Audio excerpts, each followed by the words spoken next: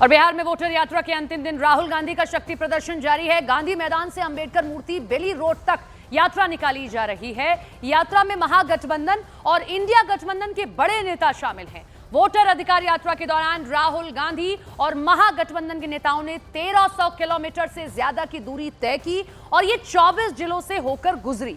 यात्रा की शुरुआत 17 अगस्त को सासाराम से हुई थी और ये यात्रा अब खत्म हो गई है, लेकिन उससे पहले बड़ा प्रदर्शन किया गया, एक बड़ा शक्ति प्रदर्शन किया गया यात्रा में। साथ साथ ये भी अभी क्लियर नहीं हुआ कि सीएम का चेहरा कौन है। हालांकि तेजस्वी यादव ने एक सभा के दौरान अपने विरोधियों को भी शायद ये संकेत दिए और अपने साथ मंच पर बैठे लोगों को भी ये संकेत दिए कि आपको डुप्लीकेट सीएम चाहिए या सीएम चाहिए। बार बार नारे लगवाना, पुछवाना कहीं ना कहीं संकेत देता है कि वो अपना भी शक्ति प्रदर्शन कर रहे हैं, दिखा रहे हैं कि मेरे लिए इतनी बड़ी फैन फॉलोइंग है। वोटर अधिकार यात्रा का अंतिम दिन कहां होगा समापन? पटना में पदयात्रा के बाद यह समापन हो जाएगा। कौन कौन शामिल?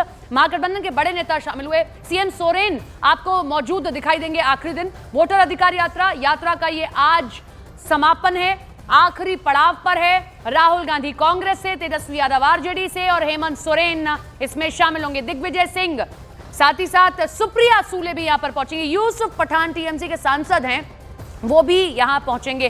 शक्ति प्रदर्शन है ये, वाकई में एक तरीके का शक्ति प्रदर्शन। बड़े बड़े चेहरों को बुलाना, ये मकसद दिखाना कि इंडी गठबंधन में कुछ भी गड़बड़ नहीं है, सब ठीक है। अरुण हमारे साथ, हमारे सहयोगी लाइव जुड़ रहे हैं। अरुण, जरा सीधे तस्वीर दिखा दीजिए और आप ही बता दीजिए।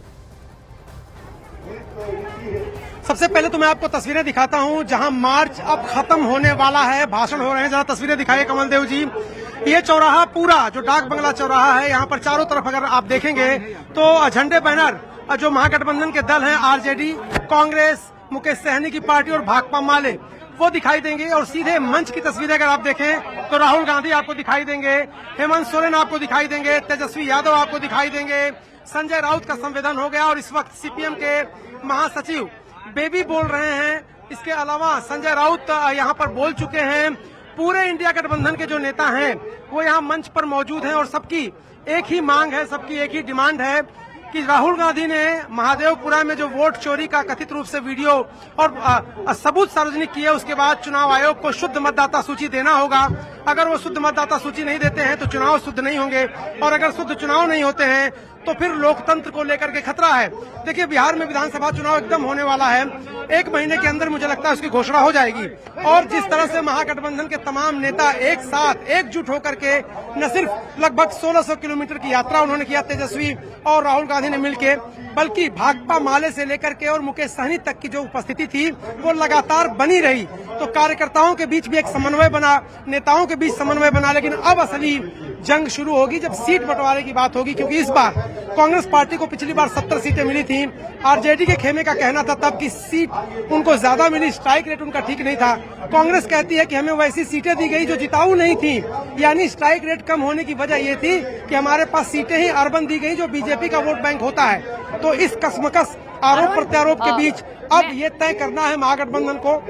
हाँ, मैं आपको इंटरप्ट कर रही हूँ, लेकिन मेरा एक जिज्ञासा मेरी आपसे, मैं एक सवाल का जवाब चाहती हूँ कि आप अंदर की बातें भी बहुत जानते हैं, सालों से कवर कर रहे हैं। जरा हमें बताएं कि वाकई में ये जो एकता मंच पे दिखाई दे रही है भी या नहीं? क्योंकि कल जिस तरीके से तेजस्वी यादव बार बार ये पुछवा रहे थे, वो सिर्फ अपने विरोधियों को नहीं दिखा रहे थे, वो मंच पे बैठे लोगों को भी कह रहे थे कि देखो मेरे पास इतना समर्थन है सीएम चेहरे के लिए। देखिए, मुश्किल वक्त जब आता है तो इकट्ठा होना पड़ता है। अब आप इसे मजबूरी का गठबंधन कहिए, मजबूती का गठबंधन कहिए, लेकिन गठबंधन होगा और गठबंधन बाकायदा होगा। उसकी वजह क्या है? उसकी वजह यह है कि जिस तरह से एनडीए की सरकार दशकों से यहाँ पर चल रही है, बीच में एक बार थोड़े समय के लिए महागठबंधन की सरकार आई थी, लेकिन जी अब अगर सत्ता में आना है तो मनभेद और मतभेद भूल के इकट्ठा होना होगा। और ये बात तेजस्वी यादव भी समझते हैं, राहुल गांधी भी। इसीलिए तेजस्वी यादव ने कहा कि राहुल गांधी को प्रधानमंत्री बनना है, ताकि कांग्रेस कहे कि मुख्यमंत्री तेजस्वी यादव को बनना और अखिलेश प्रसाद सिंह कह चुके हैं कि तेजस्वी यादव ही मुख्यमंत्री बनेंगे। अंदर खाने सहमति है कि तेजस्वी यादव ही मुख्यमंत्री बनेंगे, सबसे बड़े दल के होने के नाते। और नेताओं और कार्यकर्ताओं, हमारे एक और सहयोगी चंद्रमोहन बने हुए हैं, आप अहम जानकारी साझा कर रहे हैं। मैं जरा चंद्रमोहन का भी रुख कर लेती हूँ। चंद्रमोहन, आप कहाँ हैं यात्रा में, क्या देख पा रहे हैं, क्या बताएंगे? और अरुण एक बात बोल रहे हैं कि ये मजबूरी वाला गठबंधन भी आप इसे कह सकते हैं, लेकिन आप गठबंधन तो होना तय है और करना ही पड़ेगा जीत के लिए। क्योंकि आपके पास वोट का अधिकार। बिल्कुल, देखिए मैं पटना के डाक बंगला चौराहे के दूसरे हिस्से में मौजूद हूं और एक तस्वीर आपको दिखाने की कोशिश करेंगे।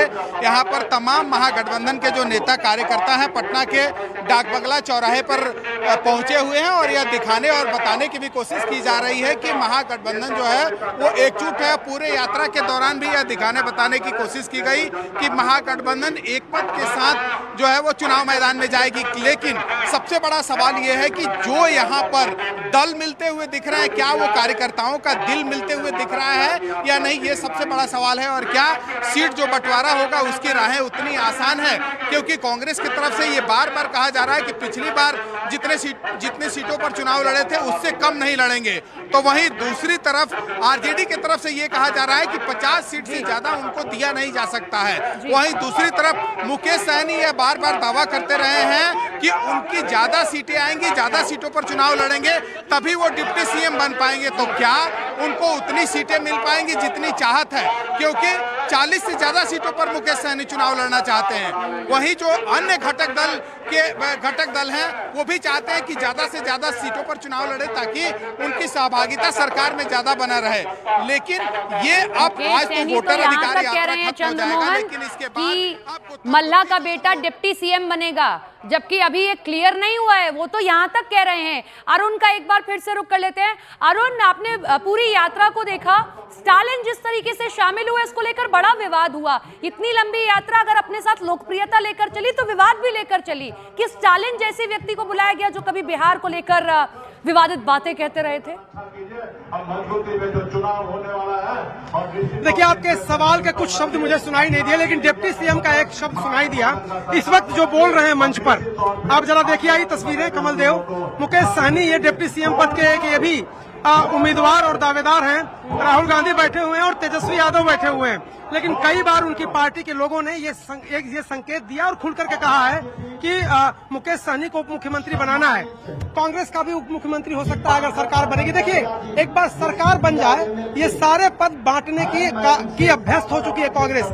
आप उनके खुद के राज्यों में देखिए, सीएम डिप्टी सीएम का फार्मूला काफी अरसे से वो चला रहे हैं। तो पूरी कोशिश महागठबंधन की ये है कि जो वोट बैंक उनका है वो इंटैक्ट रहे, इकट्ठा रहे और वोट पड़े भी, मतदाता सूची शुद्ध हो जाए ताकि वो चुनाव जीत करके सरकार बना सके। ये बहुत जरूरी है विपक्ष के लिए। देखिए, लिटमस टेस्ट है, जीवन मरण का प्रश्न है, क्योंकि हरियाणा जहां उम्मीद थी वहां सरकार नहीं बनी, महाराष्ट्र जहां उम्मीद थी सरकार नहीं बनी। समय की कमी में लौटूंगी आपके पास, लेकिन आप बड़ी रोचक बात कह रहे हैं। अगर बन जाती है आप पूरे कॉन्फिडेंस के साथ महागठबंधन आगे बढ़ेगा। आप बहुत सही बात बोल रहे हैं। जरूरी इस वक्त ये है कि सत्ता में आया जाए और उसकी वो पूरी कोशिश भी कर रहे हैं। चंद्रमोहन, जो सवाल मैंने अरुण से किया था वो सुन नहीं पाए, मैं आपसे करना चाहूंगी। लंबी यात्रा चली, अगर अपने साथ लोकप्रियता लेकर चली तो विवाद भी लेकर चली, जरा उस विवाद पर बात करें।